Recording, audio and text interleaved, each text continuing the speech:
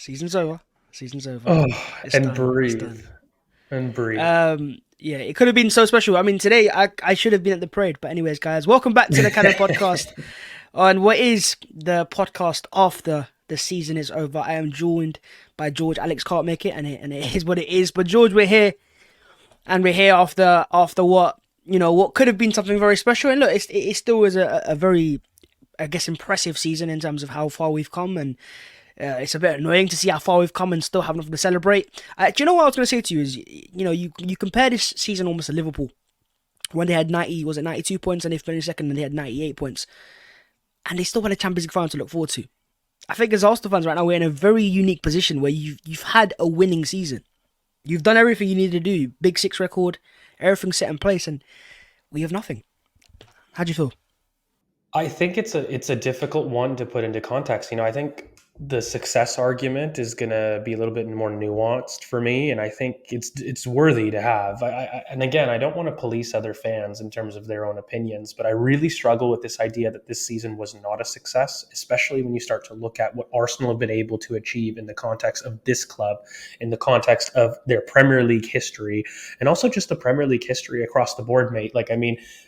You saw the stat that I think out of the 13 Premier League titles that Sir Alex Ferguson competed in, I think our points total would achieve something like 7 to 10 of them. So, and then you can go back in terms of the history of the Premier League, and you just look at the average in the last 30 years. Take a sample of the last 30, which is a pretty big sample. It's not just last year. Take over the last 30 years, and I think Arsenal have had metrics that exceed that average.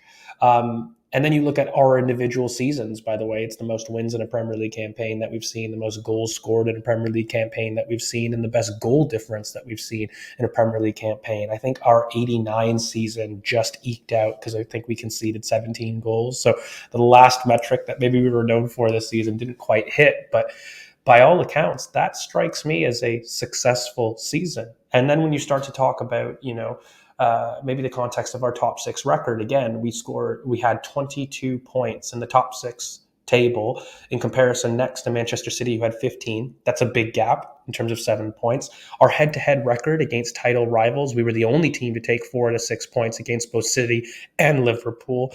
And if you want to take other head-to-head, we beat City in the Community Shield as well. So if you're talking about beating the best, Arsenal have been the most consistent team in that regard. So I can't look at those records being broken and then break it down to the minutia of trophy or not, failure or success.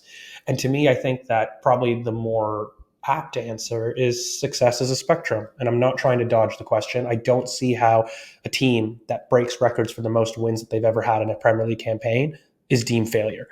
And I don't think that, you can sit there and talk about the irony is we broke records in an offensive sense when really our defensive record has probably been our standout this season. And I think that gets spoken about under the rug a little bit. And so for me, I will end on this. It's a success. It absolutely is a success. Is it the ultimate success? Did we finish our goal of the season? No, we didn't. But to sit there and label the season as anything other than success, for me, you're doing a bit too much. Yeah, no, I definitely agree. And do you know what it is, right? I've had a lot of arguments in the last 24 hours with fans not of Arsenal. Let's just say. And there's a lot of talk about next season and what could be, and could Arsenal go again and all that. So we get this talk every single year. This is the best Arsenal will get. This is their best chance. Da, da, da, every single year. And I had a conversation and someone said to me, United fan said to me, he goes, football's not linear. I said, and he said progress is not linear. I said, no, you're right. It's not always guaranteed. We've seen it with United. We've seen it with Chelsea. But Arsenal's progress has been linear. Every single year under Mikel Arteta, the points have gotten higher. We've become more and more competitive. We've become better in terms of playing against City, our Big Six record, our defensive record, our goal scoring record. So when you keep that in mind and you see certain quotes come out, and I want to go straight to respond to this, by the way, because it's really played on my mind the last 24 hours, having seen the quote from Man City's Rodri. The quote that, the issue for Arsenal was mentality, in a sense. He goes, they came to the Etihad and they didn't want to win, and that kind of gave City an edge, basically. And it's been put out all across social media. People obviously trying to use that as a point scorer against Arsenal, and that's football Twitter. We don't have to pay too much attention to that.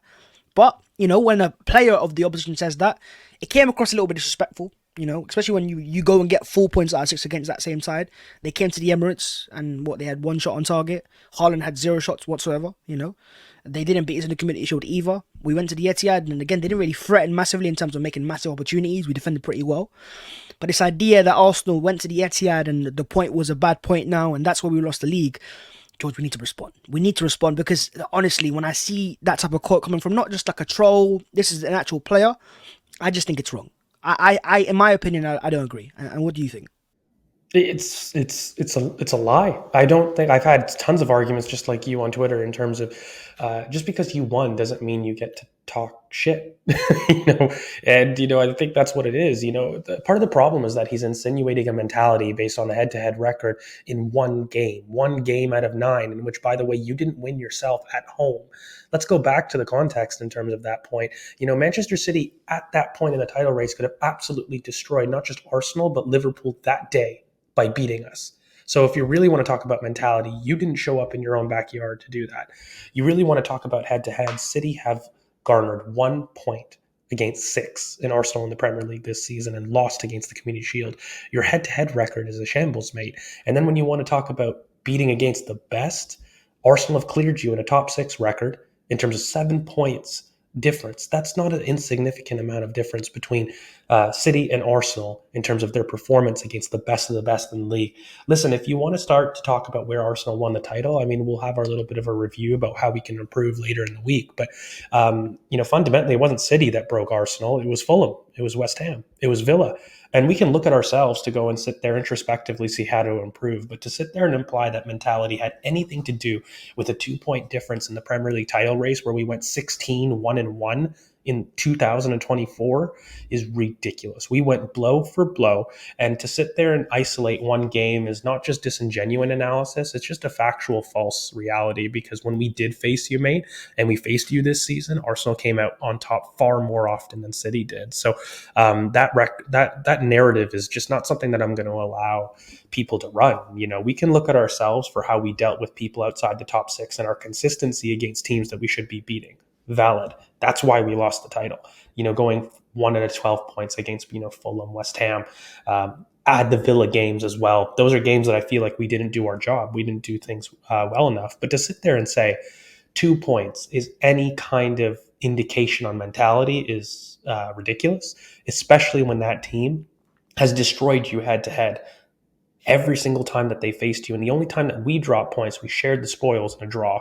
You lost far more points against us. And then, in fact, if you want to really talk about mentality, your record against the top six, generally speaking, was actually pretty poor, and especially in comparison to Arsenal. So I just think that, those comments, they're dangerous. They're dangerous narratives because it talks about something or tries to paint Arsenal as a little brother.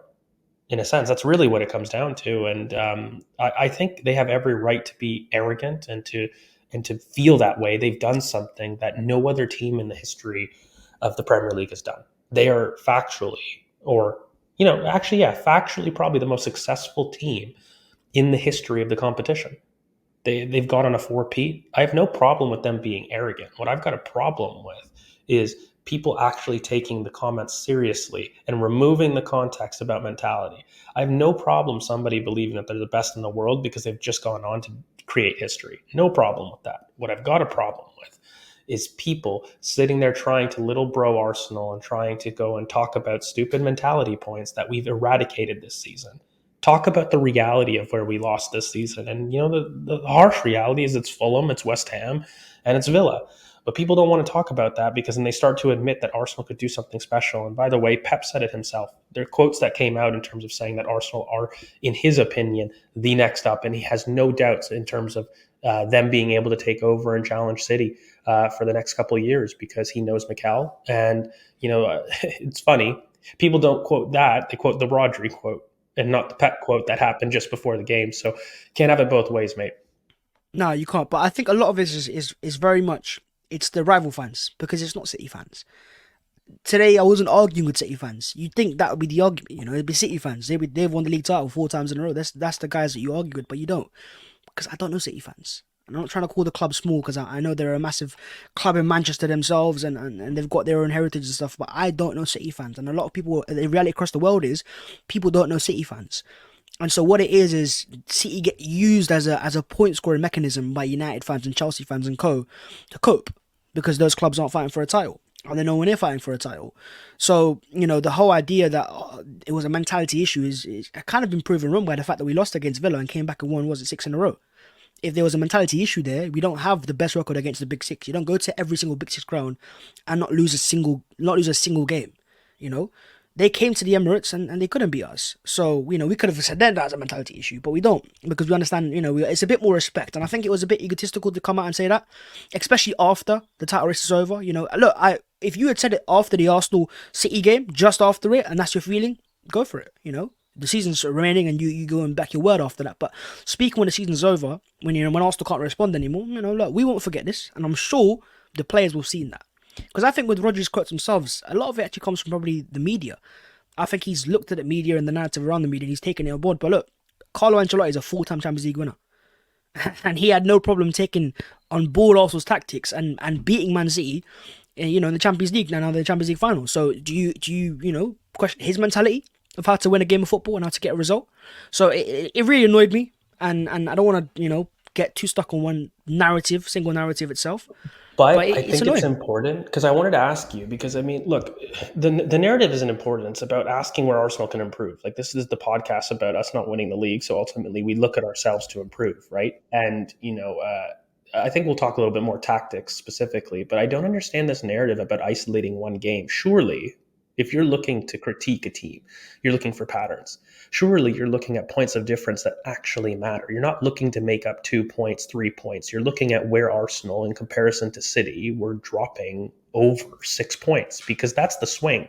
Any team is going to look back on the season and look at one game and have a different story. That's the beauty of football.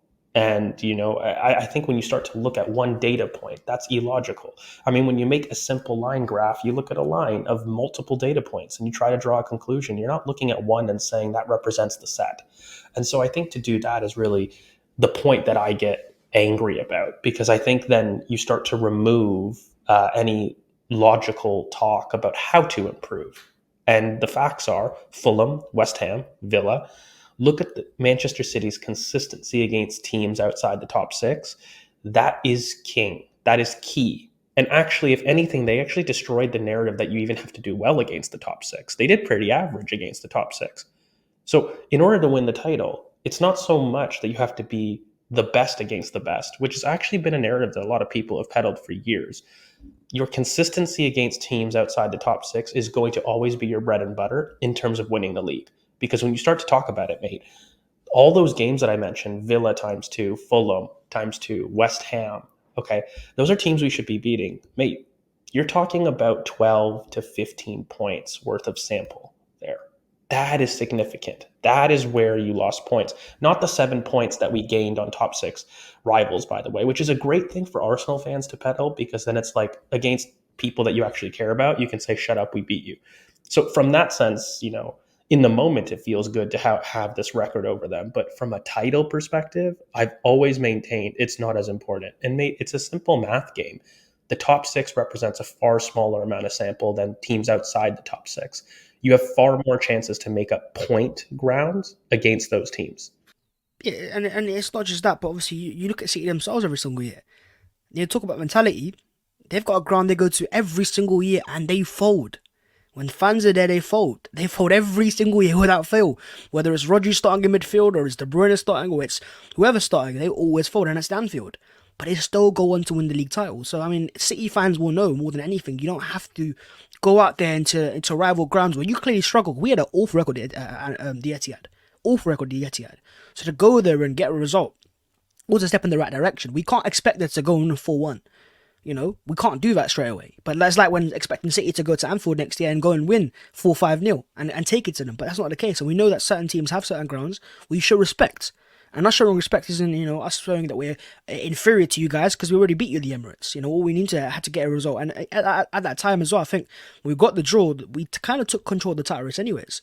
So that was the whole point, is to keep it in our hands. Obviously, after that, we dropped points against Aston Villa, and it cost us, and it is what it is. And City have a record of and going for it. And as you said, they had to make history to go and beat us. And you say fair enough. I've got no issue with City winning the league title. I know they're an amazing side, but hearing that, I was like, nah. I don't like that. I don't want people like that. But my club, especially when you can already see narratives building across all of media of Arsenal this and Arsenal bottle jobs.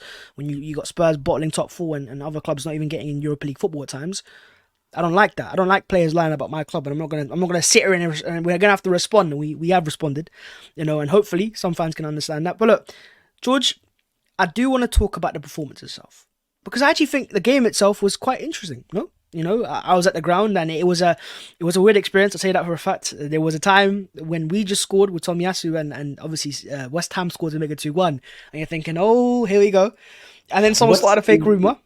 What is it like? Actually, I kind of wanted to throw to you because, look, I'll be honest with you. This is the one time that, bar tactics, I think a lot of people listening to this, they don't get the match day experience that, you're very lucky to get. And, what is it like in a title race game? Because I'm sure you've gone to the Emirates. Was it any different in terms of the nerves, Yes, the atmosphere? much different. Was there any how did it feel going in that game, in that pretense? Because we haven't been here in years. Look, what happened is I walked up the stairs. I was up a tier, right? And as I walked up, obviously the players were walking out, and they had the fireworks just shoot off. So it's like, as I walked into the ground, you go, whoa, I've never seen this before. I've never seen the Emirates have fireworks on top of it, and the red flares coming out, and the atmosphere was electric. Before the game started, from North London to forever, and all that type of stuff, I've never heard the Emirates that electric. And I'm upper tier, by the way. The upper tier is not known for having a fantastic atmosphere. It's meant to be lower tier, right? Upper tier is me, you sit down and you kind of watch the game. Even upper tier, people are standing up and they're all, jumping up and down and trying to get hyped up. Now, obviously, when the game started itself, for the first, I'd say, minute and 40 seconds, it was quite electric. Then you hear news filtering around the stadium that Foden has scored, and people have their phones out, and you can see that Foden has scored, and you're going, can you just give us a bit of hope? I think if the City game had gone a little bit more, at 0-0, maybe until the half time or second half, the atmosphere would have stayed as electric. But the moment City scored, it was a bit of like, oh, okay, let's just, and then obviously the team was deflated as well, and the performance in the first half wasn't that exciting either. So a lot of the performance, kind of the atmosphere before the game, I've never seen anything like that.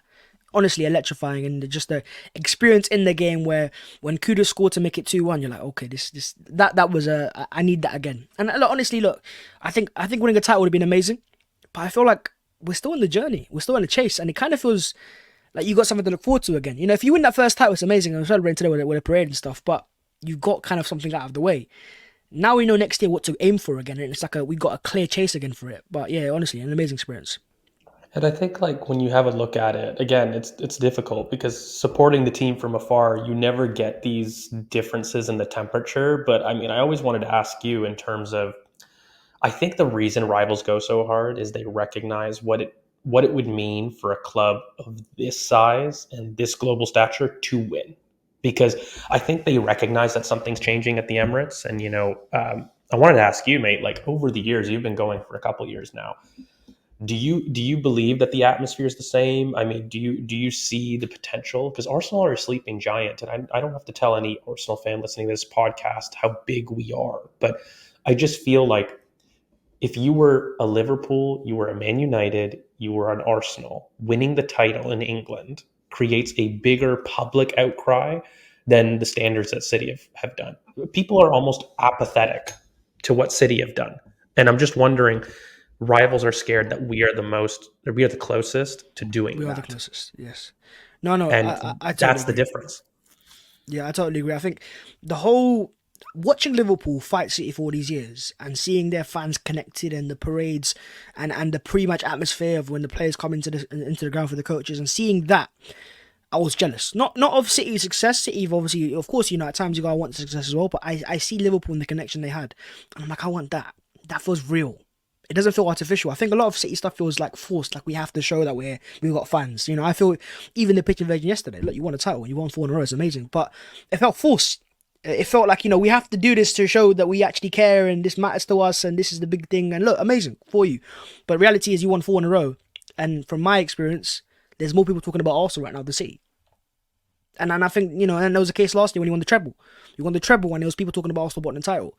So it's not that you're a small club, and I'm not going to try to point score. The reality is Arsenal have heritage, and our foundations are far more deep rooted. So when we do anything, it's bigger. It's going to be bigger because there's more fans. And just walking around London yesterday, there was fans that are not even going to the ground. I'm walking across central London going towards the ground, and it's fans just walking on Arsenal shirts. They're not going to the game. They just have to wear their shirts because they knew that this was the moment that it could have been something very special. So I honestly feel like if we had done it, the atmosphere would have been crazy. But it's very much Liverpool like. We've seen it with Liverpool. Even Klopp went yesterday. There was more people watching Klopp's departure and his speech than City's title one, and because people care about it more. And have a look at the platform that people put Jurgen Klopp on. By the way, rightfully, I'm not trying to diminish the man, but if you really wanted to talk pure numbers and pure trophies, it was one trophy in the last five. It wasn't a good record whatsoever. I mean, sure, the Champions League. So yeah. I mean, so probably Champions League. That's harsh. Like, look, it's the big ones, two of the big ones compared to what, like seven or eight for Manchester City. So if you're really talking from that perspective, it's really nothing. But I actually use that record to praise the heritage of Liverpool, not to demean them, not to look down on them. It shows the potential, I think, in my opinion, of what one of the top three clubs in the country winning and what it does for that club. And I think the goal is, mate, like as we transition right now, the goal is to become Madrid, the Madrid of England. That would be the goal of any club, by the way, including City or anything. You want to become the club that people choose because of name and purely of reputation. And I think that successful teams like of the past, I think Manchester United probably came the closest, I would argue, to a Madrid-esque status for England. And I think Arsenal are one of the teams that have the potential to do it. And I think that's what frightens a lot of Arsenal fans, or not Arsenal fans, but rival fans. And I think, by the way, Chelsea could have the potential to do it, although less so. I think Liverpool and Manchester United are really the main ones. And because both are under clear rebuilds, rivals are looking around and they're saying, I don't know who this third challenge can be, because I can't take the logic of another City Arsenal season, because that's going to be the narrative next season, right? And they're looking at, look, Arne Slot could come in and he could do brilliant. No one knows, but it's an unknown. It's an unknown entity. And, I have a firm belief that any time that a major club figure leaves a club, the next 12 months are tumultuous. No matter what, you could be the best manager in the world. It's difficult. We've experienced it. So I think Liverpool have questions. Manchester United have questions. Chelsea have questions in terms of their manager. Spurs, pause. And, like you look at Bayern around in the world, they have issues. Barca have issues. There's a really big power vacuum in the world football right now. If you're talking about teams with stability, I could argue even Manchester City, by the way, with Pep having rumors that he's going to leave in 2025, those don't go away. I don't know if you saw the quotes last night when he started to, like, that wasn't an effusive "I'm staying." That was actually the first time I saw He him did say, specifically "Listen." say, "I'm closer to leaving than staying," Exactly. And which there's a Alex was like, story. "Yes." Yes. But look, I'm so glad that I get another crack at it, because personally, there's a personal conviction and I want Mikel to beat Pep, because people will always look at the era differently without that. But I guess my point is, even City have a bookend coming. Look at the teams in England and how many storybooks are not just opening, but they're on the verge of confirming big dominance. And it's Arsenal. They're the only club that are on that level, right? And so I think that's what has a lot of the rival fan debates. And again, we don't make content for rival fans, but I have a problem as an Arsenal fan not sitting there with chest and backing when I hear crap being talked about. And I will not allow that on the club, because the boys deserve more, mate. They deserve more. They've given us more, that I'm not willing to be pedantic. And I've just seen this a lot with Arsenal fans, that they almost want to agree with rivals to get a little bit of validation in a sense, and they don't back their own team. We're not the best team in England. We've got to accept that we can improve. But we are certainly much better than every single one of your rivals that want to peddle as the next best. And certainly we're probably on the level of Manchester City in terms of competing for the biggest trophies. So in terms of our journey to become the Madrid of England, which I think has to be the goal, right? And that's sustained success. And that's sustained success in both Europe and in domestic leagues. This is just the next step. And it's a painful pill to swallow. But I actually do believe that this really strikes me as, that turning point when I think Mikel's speech just gave me a really big sense of pride. I don't know about you, not to get emotional, but it was Massive, just massive. it was like, just don't be upset. We will do it. We will go on to do it. And we're obviously upset and we're all hurting. We're in a podcast on Monday here, kind of morning. I had a difficult time trying to understand how we went through this season because the kind of ups and downs and the beauty of the records that we broke, it made me feel such a big sense of pride. And then to not get the top award, it was like, I got a 90%, but I didn't get the award for best student in the school. And that doesn't mean that you getting 90% is something that you fail with. You still got an A+, but ultimately you didn't get the award where only one person can win. And so we go again, and we'll talk on Thursday about how tactically to get that done.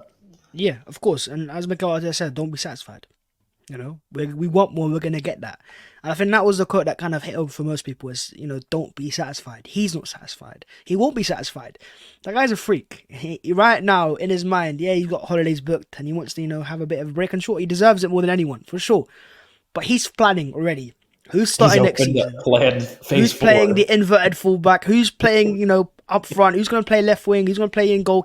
He's thinking already. And everything he's doing is already strategizing. Okay, this is the next step. This is what I've planned next. And that faith that Arsenal fans have in general, there might be a very, very small minority that don't believe in him, but it's a very small minority now. Even those people who have come over towards Mikel Arteta and said, look, we see what you're doing. We see that you're competitive. We see that you kind of brought Arsenal back into the conversations. And that was the thing that we didn't have before. We were in the conversation. Every single year, it'd be Liverpool and City.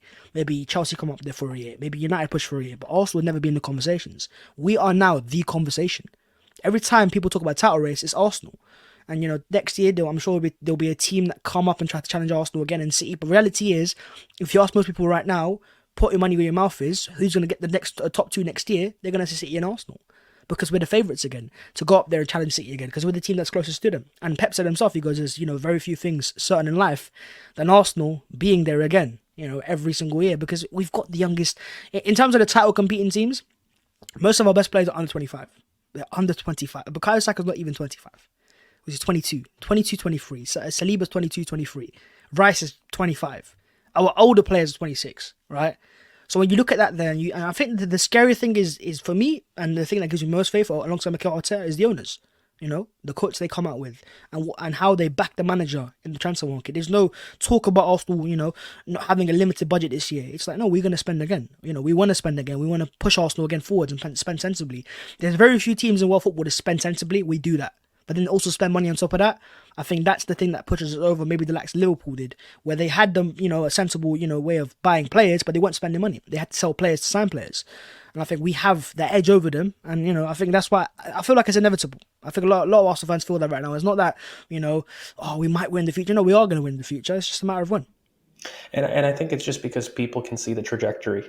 And I mean, people want to clown it, and there's going to be comments that sit there and say it doesn't matter. But this is the best chance for them to clown it. They can't do it for very long. It won't be the case. And once we get over the line, they can't really say, "Well, Mikel hasn't won a trophy yet. Well, he's not won a major honour. He's not gonna go," because they have to do it now. So if you're a rival fan, go for it. This is your opportunity right now, and you have to shoot as much as you can, because when I come back on my AK-47 and I got my trophy picks, you ain't coming with nothing.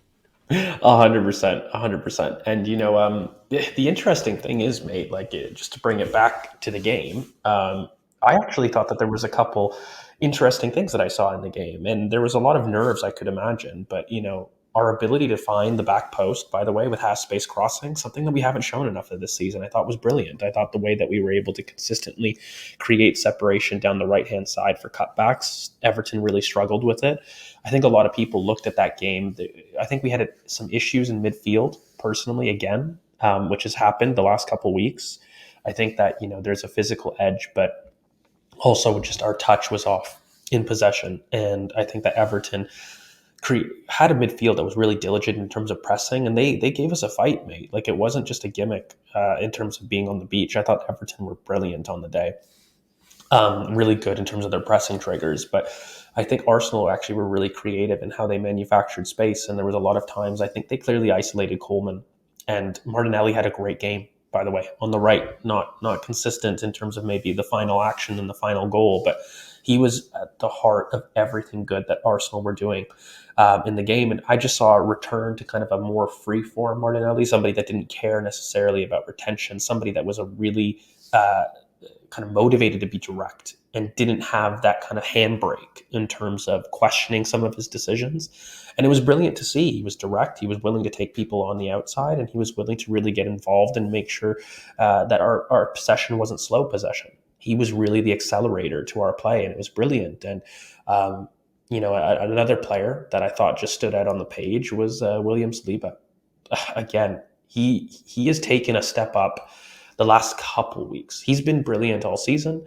The only player I think in Arsenal's history to have played every single minute of a I Premier think League that was a stat. campaign, Yeah, I think that was a stat. which is mad. And actually, it's not a stat I love to see. By the way, Yeah, it we'll talk actually about that. We'll talk about that. it worries me. But on the whole, mate, the way that he was finding people between the lines, even Martinelli, there was that one pass that he finds him into the box that he fires in with a really beautiful disguise. And I just think, God, there's the tip of the iceberg on your technical prowess. I think William Saliba, ironically, despite being kind of this stalwart that everyone says is brilliant, he doesn't show the flair that he's got. He's got huge flair, and there's a huge underlying potential for him to get arrogant. And when I start to see those passes between the lines, that's when I start to get excited. It's very much, I don't see center backs often being able to venture into the middle third and sell a pass in that way. That was a Mesut Ozil pass, and I just think he's been taking the next step this season in terms of really starting to feel like he belongs, but also start to push in possession, start to add a little bit more individual personality that he's always had. So, from that perspective, I drew really big positives with those two, particularly against Everton. But what did you make of our attack, mate? Because I felt like it was annoying to in the manner we scored, but I just found that we were really varied in how we wanted to attack. There was times that off the left back we would send Kai Long for a knockdown into our left eight to arrive, and it was beautiful to see us not pigeonholed into a U-shaped passing. I don't think this was a game, despite it being a close scoreline, where Arsenal didn't try new things. Yeah, yeah. No, listen, I saw the XG after the game was like nearly 2.9, nearly Yeah, 3, and I'm sure we won a field goal, which is, we were going to field to title. the But, most important thing. I think it was it's always going to be an intriguing performance. When you go into the game and you hear the news that Bukayo Saka's injured, you're going, okay, cool. Now and the player we're playing on the right wing is not a player who started there before. He's come off the bench then. I think the fact that he'd come off, Martinelli had started coming on the bench and coming off the bench and playing as a right winger, it kind of alluded that Mikel Arteta would try him there at one point and start him there. So, maybe it's something for the future to see, maybe something he can use just in case. But look, I think that performance was, the most intriguing of all. Seeing him play on the right-hand side, different angles, but how direct he was. And I think the way he provided width on the right-hand side, always holding his position, he wanted to cut his line in times, but I think he's not like Bukayo Saka in a sense. He's not left-footed. The angle is not on as much. And I think the way he caused the chaos and the chances that he created as well, if he could just, I guess, brush up a little bit, brush up just a little bit. There's a real potential there for something. I don't think his future is a right winger, but I can see, I think when he came into Arsenal initially, he had a few games on the right hand side. I think one of his first goals actually came from that side. It was against Bournemouth, I think, when we drew 1-1, and one of Mikel Arteta's, was it Bournemouth? It was Sheffield United or Bournemouth. One of Mikel Arteta's first games, he started Pepe on the left, or Martinelli on the right, and it worked pretty nicely. So I think the attack itself, it was dangerous. It was threatening. And actually, this is the annoying thing because Everton's hub, they kind of defended the right. And I was wondering if Everton were playing City instead and we had West Ham, could it have been a different scenario? But, it wasn't meant to be, and it is what it is. But look, as impressive as the attack was in terms of how threatening they were, and the fact that Havertz now, scored his 13th league goal of the season. I don't know if you saw the stat about him and Drogba. The fact that he's outscored 7 of Drogba's 9 seasons, and Drogba's an amazing player, by the way. Amazing player. More than you believe. But I think the player that kind of stood out the most, coming off the bench, and was just oozing class, and I think fans were like, if he was fit for just, 5-10 more games this season, was Jurrien Timber. Jurrien Timber playing on right back, Ben White taken off, given a rest for once, allowed to relax. Timber came on. George, what did you make of his performance? Did you see the signs of what he could have offered over the course of the season if he had stayed fit? He is. I said it in January. I had the debates on the pod. I was really bold in saying that he, in the few minutes that we've seen, would have changed Arsenal's season. He is incredible Swiss Army knife. And just look at the way that he slots on the right hand side, by the way. Obviously, his more comfortable side in terms of his strong foot, but the way that he's able to sell feints and he's able to just turn on a dime, by the way. I don't know about you, but I saw the same Urian Timber that I saw in preseason, and that has not been talked about once on the timeline. I don't see any impact of the ACL. I didn't see him pull out of challenges. I thought he was just as aggressive. I saw him just as purposeful, just as quick in his acceleration, and it makes me massively excited. I don't think we have somebody that's that adventurous. By the way, there was one piece of play that I remember really distinctly where his first touch is a pass forward into Kai Havertz. I think another point, one of his first touches is losing his boot and still going in for the tackle to win the ball, and then going back to pick up his boot. So it's a player for me that changes our potential in the middle third, really. And I'm going to go that bold. I think that, him going on the right or on the left is this weird player debate thing that fans want to make, but it's not that serious for me. I think what he offers us in midfield is a level of bravery between the lines that I don't think we've had, especially centrally. Like, he's somebody that has this huge central progression drive, and he's got this running power to match. He's not just somebody that can just turn on a dime and pass and be brave enough to find you. He's somebody that will carry. He's brave enough to do that. And I just think I loved his composure. I think his decision making when to dribble and when to pass is something that really elite players have. And he has that understanding of the game about when he needs to carry into trouble and release, and when he needs to be quick and release and not hold on to the ball. And I think that decision making has been something that Arsenal have struggled with in transition, but even in possession for quite a while. I think there's a lot of people that sometimes either recycle first, or they struggle to maybe be too vertical at times. He strikes the balance. He strikes the balance for what the game provides. And I just think he gives an air of reliability that people are calm when he has the ball, which isn't easy in the positions he takes up. We're not talking about somebody that's just playing in the back line deep and is able to spray passes. We're talking about somebody that's receiving in the most crowded, dense areas of the pitch and exuding calm. And I think that's the leadership that Mikel talks about, because there was a really brilliant quote that talked about how Urian Timber, not only we know what we see with him in football quality wise, but the leadership, by the way, of both him and Thomas Partey leaving was something Mikel highlighted. And I think that leadership is that composure in possession, that ability to be calm. And he gives that air wherever he is, left, right. So I can't wait to see him. I think there's a lot more for us to see in terms of the final third and impact on the final third. But it was just brilliant to see him back, mate, and to see him back himself. Yeah, he's just so clean technically, so clean, crisp technically, where he can make a 5 yard pass and it looks Hollywood. And it's a simple 5 yard pass, but it just looks clean and perfectly executed. I think you're right in terms of bravery. When he gets into the final third, I saw him. He was taking half space positions, cutting inside, playing centrally, and players can do that. I've seen Tom Yesu try the same thing, but it's being there's one thing, but then also demanding the ball and able to receive the ball and play with it is something else. And Timber's got the quality. You can just tell that technically he's better than most Arsenal players straight away. And it kind of, you look at Zinchenko last year and how important he was technically, and how good he is as well. Obviously, he's not a part of the team as much anymore, But I think Timber replaces that, and you can see why he was brought in and why Zinchenko's role kind of diminished as a sense, because Timber's got that technical quality, but also he's more powerful, he's stronger, he's better, and I'd say more reliable defensively as well. So it was just very exciting, and it kind of makes me wonder how we're going to fit in next season, because it will be a new signing. We signed him last summer, but he's going to be the new signing of 2024-25. Because, if he can stay fit, hopefully, and there is, touch wood, no more injuries, we've got something there that could really cook on either side. And you're thinking, where's he going to play? Left back, right back, and obviously on the pitch itself, he's going to play cut into midfield, So, George, how do you feel Timber is going to affect us next season? And also our summer plans, could he affect any signings we make? I think it's huge, and personally, because I think there's so many ways that you can solve this. Like, is Timber a midfielder to you, Babs, or is he a fullback? That's a big question. It's the same question that you're going to ask yourself: is Martinelli a striker or is he a left winger? He's not shit in either position. This isn't a case of you saying, he can't play either. He could do great in either. But you need to find a role that you maximize players in. And by the way, this is no different to the Rice debates at 6 versus 8.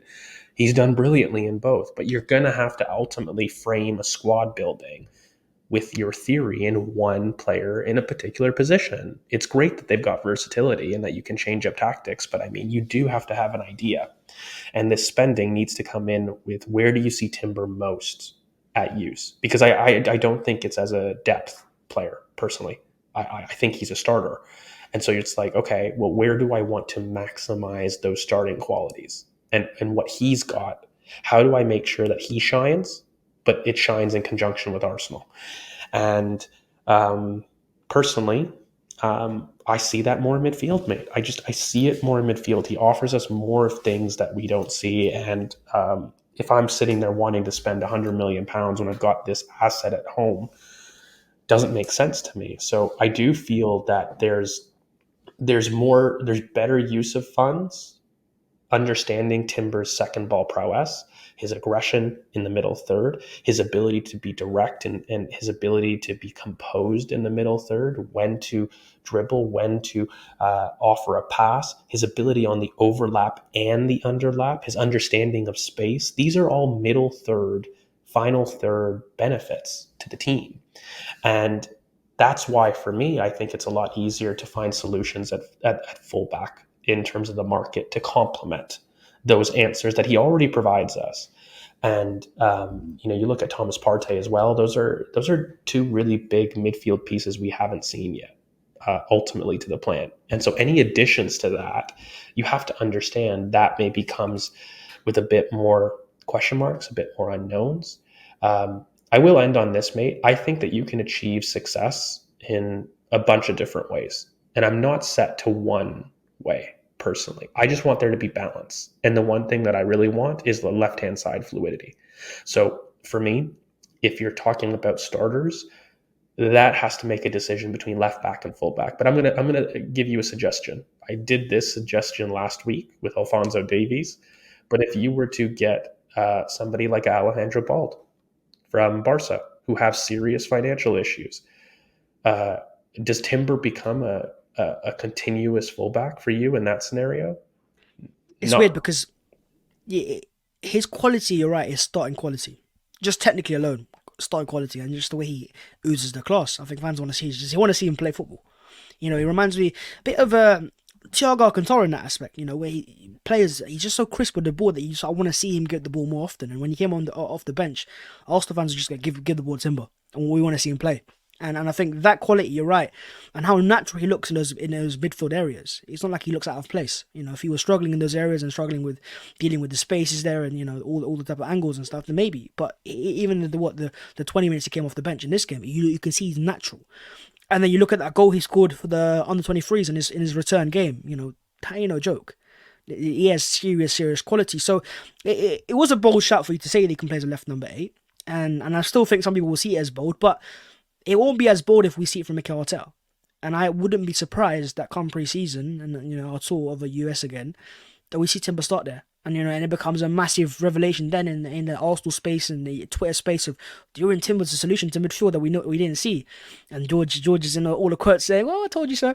So look, I'm starting to see more and more division. I'm starting to see more and more of how he can actually play there, because a lot of it is in principle, but then seeing it in action and live yesterday in football, seeing that was the first time I've seen Timber play in a while. I saw him play the Community Shield, and he was very, very good against Bernardo Silva. So I've seen him play defensively very well, but seeing him on the ball and just 20 minutes after an ACL injury doesn't look like he's missed a beat. Just in there straight away, and for Mikel Arteta to just throw him in as well in the 60th minute, where you stop fighting for a title in that aspect, and he's going, look, I trust you. You go in there. I know you're good enough. And honestly, that is going to be the signing for next season. That could be the signing of the season. But it's not a signing. He's not going to have the shouts, but he could be in that conversation because he's just so good. But it's about maximizing your funds. You know what I mean? And I really do here. The one thing that I want from this summer, mate, and we could probably transition into a little bit of talk about positions, is I want Arsenal to buy holes, right? And I wanted to ask you actually. I have my thoughts, but what are the specific profiles? I know you've got striker, you've got midfielder, you've got defender, but let's be broad, okay? Because it doesn't have to be positions. But can you describe to me, in your opinion, what qualities are this team missing from the forward, midfield, and defender areas? Just broadly, like where do you see the holes? Yeah, I think one of the things that you've alluded to, even the idea of Alfonso Davies or Boldy right now as well, the overlapping fullback on the left hand side, I think it is intriguing, and we don't have that right now. So it's something that I automatically go, I want now. If we don't have it, I want it because this team right now has proven that it's 89 point caliber. It can go and fight City to a title to the final day of the season. But what can I add to the team? How can I make it a bit more different? What can I give it a different dimension? And I think that fullback overlap is definitely necessary. Because the idea of having a White on the right hand side and maybe someone like a Davies on the left hand side, it is scary because you've got the qualities of Martinelli and Saka or whoever starts on the left hand side to cut inside and cause more chaos. But I think that overlap is something I want to add straight away. Just with the idea of what it could look like, and also just having more pace in the team as well, be very nice defensively. In terms of protection, but also in terms of midfield, I would like to have. I want a bit of a maverick. I want a player who's able to collect the ball and turn and drive. And there's one player world football stands out straight away that we're not gonna get. I'd love to sign him. We're both on the same page in this one, Jamal Musiala. But someone like that, someone that we can go give the ball. We're in the Champions League now. We're in the quarterfinals I'm again. sprinkling my Right? juju like I Yeah. did with Rice. Okay, it happened when I first made the suggestion Declan Rice should come to Arsenal 2 years before it happened. I had people killing me. I'm just sprinkling the juju all over the microphone We're in the conversation. for that boy. That we cannot deny the fact that we're in the conversation. Not for Musiala, the player himself, but if he becomes available, Arsenal That will be type there. of player. Yeah. That type of player, and that's the beauty now is if we were fighting for Champions League football, like we were in 2021, 22, and we were in that combo for a player. Don't forget we've got Jesus and Zinchenko, players that were demanded by high clubs like Real Madrid in Gabriel Jesus' case. But we can now go for that player and not be taken as a joke.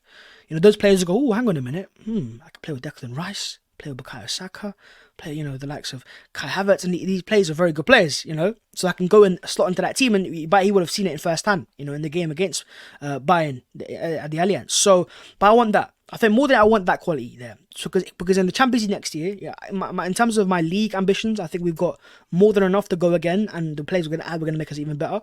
But I feel like in terms of the Champions League, what do we not have? I think that's where I had my bigger concerns, not the Premier League. We were there in the Premier League. It's the Champions League, and I think that individual quality in midfield, we've seen it in the league. People shout the names of like Eze and players like that, but just something to get the ball, turn and drive with it, and just cause absolute mayhem. You know what it is for me, mate? It's transitions. I really have a problem with the way that Arsenal transition and their efficiency. I don't have that same fear. How many times do you feel, in your opinion, that you've got a Son threat on the breakaway? And I think what was really intriguing that opened my eyes to this is I had a really good conversation with a Bayern fan, ironically, who I really rate quite highly on X. And I asked him, I go, mate, besides Bukayo Saka, who do you fear in this Arsenal attack? Because we've scored goals. It's not an issue about Arsenal scoring goals, but I think that fear factor, is there anyone that you fear? And he flat out told me no. I don't outright fear anybody bar Bukayo Saka. He's one that I would change a game plan for. And then I sat there and I go, okay, when I'm looking at Bayern, by the way, I can name you 4 players that I'm going to sit there and be worried about: Sane, Gnabry, Kingsley Coman, if he's on. Like there are tools that I fear and really what's the unison of those players? It's the transitions. It's their ability to basically be efficient in their final actions, but fundamentally it's the gravity that they pull. And I'm really concerned with that. And I think that Arsenal can do a bit better job of that. Also, the left-hand side, that is a problem. That is a problem that people need to address, right? And I think for me, when I look at the best parts of the right-hand side, by the way, Yuri and Timber even showed us that it doesn't have to be a Ben White profile, by the way. He's somebody that's willing to create on the overlap and provide a running option. Can you name me someone consistently that does that for us in fullback situations on the left? I can't. And we're mismatching people to attempt that role. And I'm sitting there saying, just go out and buy the solution. Go out and buy that, because it's the one position that we've sat there chopping and changing the most this season. Ironically, not midfield. It's been left back. Left back has been the most changed position. and we don't have somebody. So it's not an option thing for me, it's a quality hole. So I'm looking at that as an issue. I agree with you in terms of midfield, finding somebody that has an ability to receive in pockets, turn and run and drive. I look at Emil Smith Rowe and I say, Mikel, why aren't you using more of that? Another pretty bright cameo in the last part of the season. But if you're not going to use it, buy it. That's my point. I've never been somebody that's 100% name dependent. I don't care if you're going to move on from Emil. I think it's the wrong call. I would say he offers something that no one in the squad does. But if you do, buy somebody that makes sense in that role. And I think in midfield, mate, for me, especially on the left hand side, what we need is somebody with an understanding of tempo.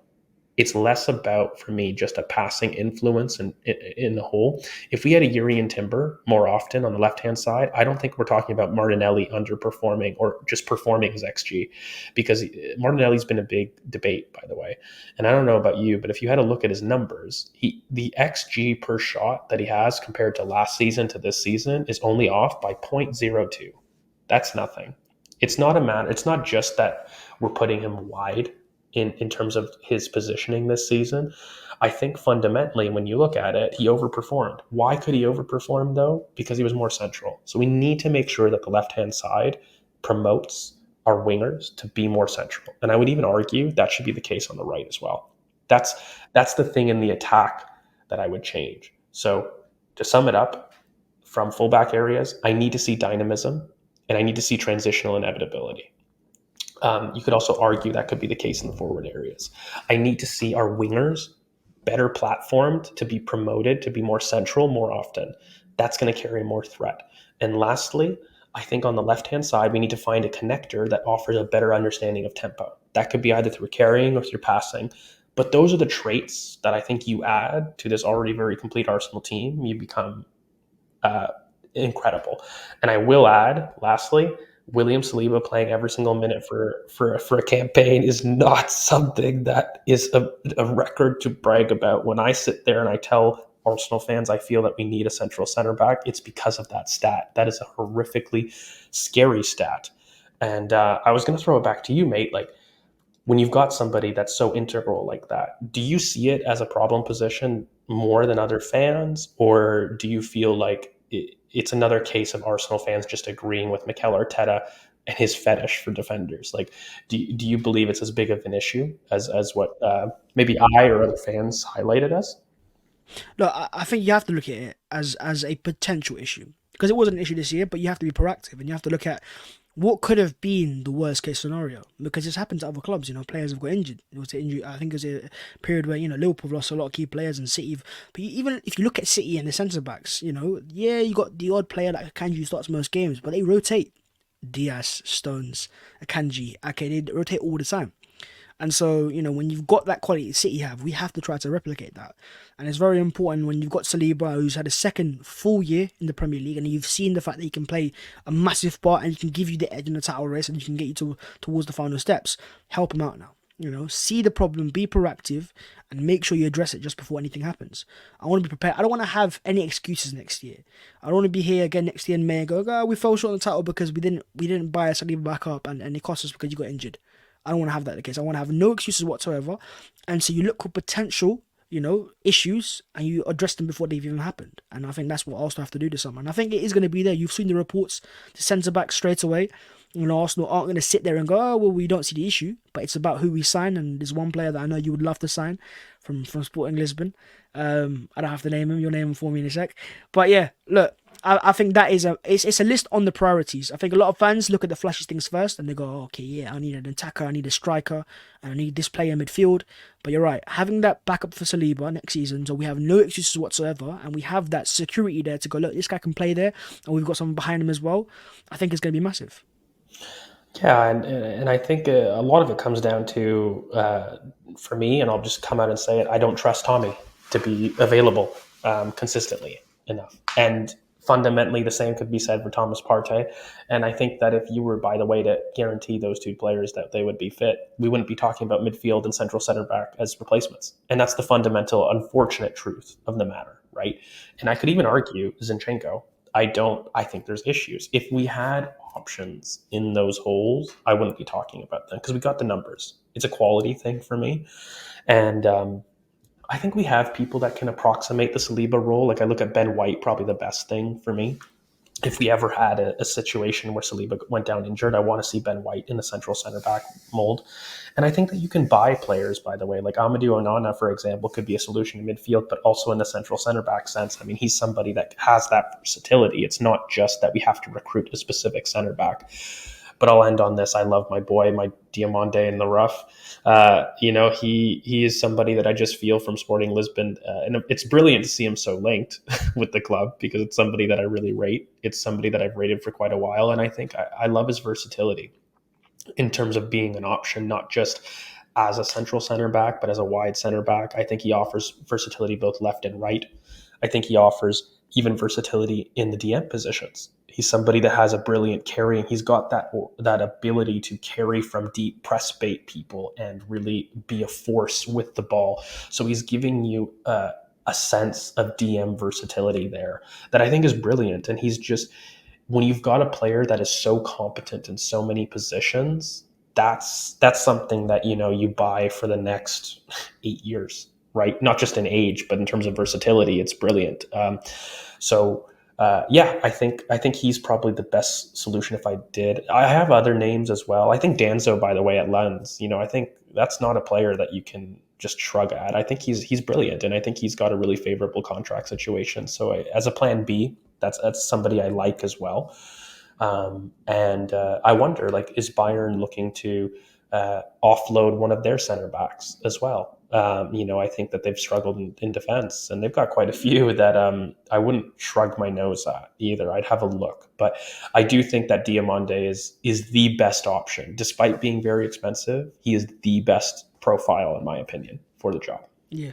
No, there's a few options out there, and we'll talk about centre backs. But I think to round this up, I want to ask you in terms of I guess your early feelings. The season's just finished, and a lot of Arsenal fans want to break, but also I don't think they do. I think a lot of Arsenal fans just want next season to start straight away because they're ready, because we've got momentum on our side. So if I was to ask you right now, at the end of the 2023-24 season, how do you feel right now going into next season? In terms of how far we've come from the year before and how we are going forwards and set up. What are your early feelings? In the words of Josh Kroenke, be excited. I'm I'm excited, mate. I'm excited. I want to see an aggressive Arsenal. That's what I want to see. I saw an Arsenal for me that this season at least took the next step in terms of proving their ability in areas that they didn't before. I'm talking about the run-ins. I think there was valid run-in questions about Mikel Arteta and the team. Those are destroyed. In the past, there's been valid critique of Arsenal's record against the top six. That has been destroyed. There's been valid critique of Arsenal's ability to have sustainable performance, not just perform in chunks. That has been destroyed with our record in 2024. So those are not things that I'm looking to change, but I want an aggressive Arsenal that believes they are the best team in the world. And, Martin Odegaard had a really brilliant speech himself at the end. And he said, like, we can feel you believe in us now. And I want that to turn into, okay, not only do I see you guys believe in us, but I am going to say, Martin Odegaard, Arsenal will win the league. And I have a feeling that the most successful Arsenal teams, by the way, have been people that have been arrogant enough to make those statements. Look at Arsene Wenger. Comes in, says, I'm going to go unbeaten. Everybody laughed at him. Everybody. He went out and he did it.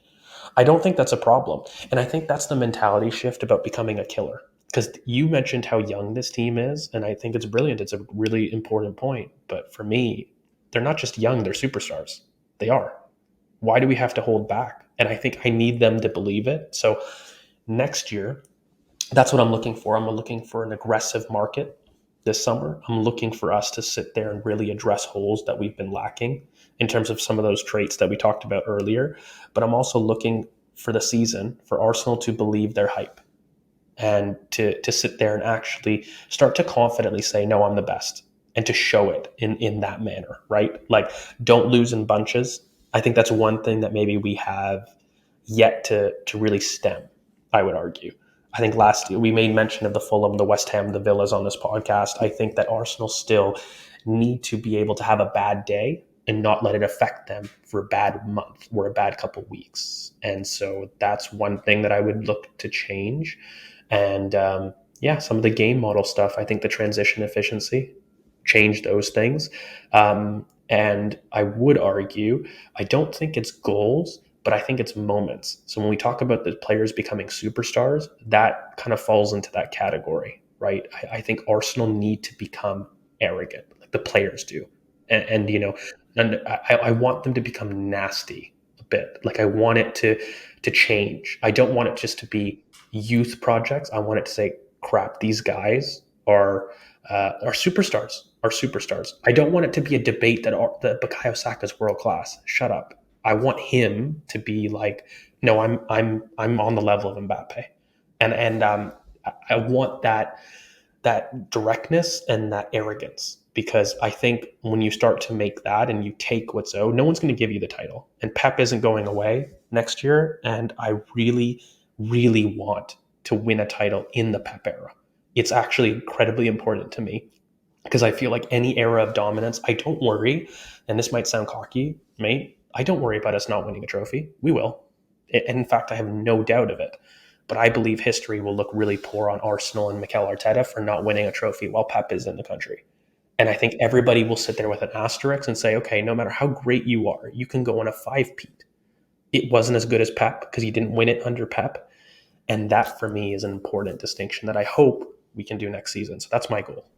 No, of course, and I think that's the goal for most Arsenal fans. It's to go and celebrate again, go for it again, and beat Pep. You know, and look, we know how it is with Pep. He's not a normal guy, and he's gonna be planning his own plans. But it does feel like it's doable. And I feel like last year, you know, I kind of put up boldly that we're going to win the league this year, and it didn't quite happen. But look, my bad for being ambitious. My bad for aiming for a title. I apologize for believing in my team.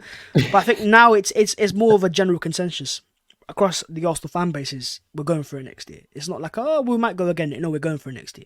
It's ours next year.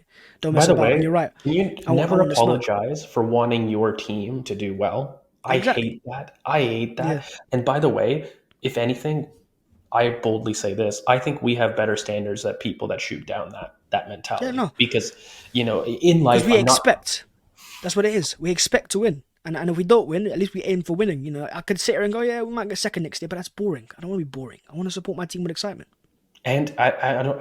We could easily become first. It's not outrageous. It's not outrageous. And you know what? By the way, if you want Arsenal to be the most successful team in the country in terms of winning all the trophies, then you're never going to do it by saying, I hope we're runners up. And I hope that by being runners up, I save myself the disappointment of losing. That's no strong mentality to have. And so I think that Arsenal should use this summer and our fans as well as a period of reflection because not only do I demand the players be superstars, let's be superstar fans in a sense. Let's stop this don't want to be rude, this cuckery to rival fans. Let's sit there, be confident in the team. You don't have to be super arrogant and say that everything that Mikel does and everything that the club does is the correct decision. There's criticism and self improvement that we can make, but Arsenal are a good team. Stop making it out that we're not. And you, the players, make sure that you're the superstars that we know you to be. hmm Don't be satisfied. We want more, and we're gonna get that.